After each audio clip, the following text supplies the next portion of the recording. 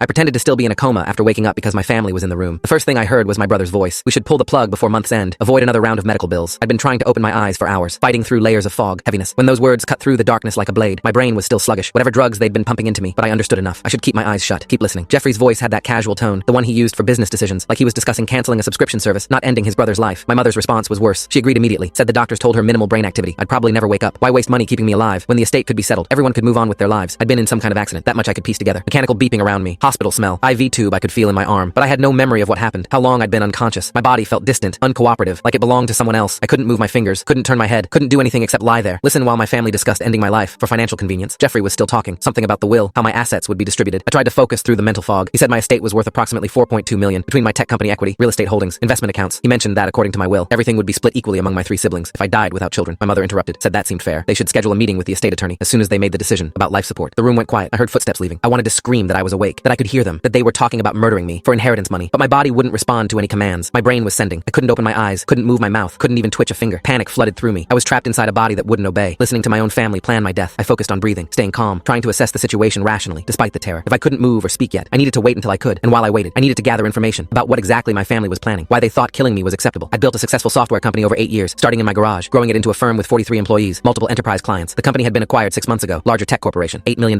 my share after taxes. After paying out other stakeholders, roughly $5 million, I'd invested most of it conservatively, real estate, index funds, planning for long-term financial security. I was 34 years old, unmarried, no children, and apparently no family members who cared whether I lived or died, as long as they got their inheritance. The realization hit me like a physical blow, even though I couldn't feel my actual body. These were people I'd loved, trusted my entire life. Jeffrey was my older brother by 3 years, someone I'd looked up to growing up. Our mother had raised us as a single parent. After our father died when I was 6, my 2 sisters, Veronica and Claudia, had always seemed close to me, or so I'd thought. Over the next several hours, I drifted in and out of consciousness. My brain fought to fully wake up. Each time I surfaced, I'd listen carefully to whoever was in the room, sometimes just nurses, checking monitors, adjusting equipment. Once it was a doctor, discussing my condition with someone, saying I'd been in a medically induced coma for 12 days, following severe head trauma from a car accident. They'd reduced the sedation 3 days ago to see if I'd wake up naturally, but so far, there'd been no response. The doctor said my brain scans showed activity, but it was impossible to predict if or when I'd regain consciousness. The person he was talking to asked about long-term prognosis. Doctor admitted that after 2 weeks in a coma, chances of full recovery decreased significantly. Each additional week reduced the likelihood I'd wake up as the same person I'd been before the accident. Veronica visited that evening. I recognized her perfume before she spoke. She sat down next to my bed. I felt her take my hand. For a moment I thought maybe she'd be different from Jeffrey and our mother, that she'd actually care about me beyond the inheritance. Then she started talking, destroyed that hope completely. She told my unconscious body she was sorry it had come to this, but she needed her share of the estate to pay off her husband's gambling debts. She said they were in serious financial trouble, creditors threatening legal action. She'd tried to ask me for money before the accident, but I'd said no, didn't approve of her husband's behavior. She actually sounded resentful, like I'd been unreasonable, refusing to fund his addiction. Veronica said she hoped I'd understand. She had to think about her own family first. Really, it would be a mercy to let me go, rather than keep me alive as a vegetable. She squeezed my hand, then left. I lay there processing what I'd just heard. My sister was willing to let me die, to pay off gambling debts. I tried moving my fingers, where she'd been holding my hand, felt the smallest twitch in my index finger, barely perceptible, but it was something. Then Claudia walked in with someone she called her lawyer. Full story is linked below or on my channel.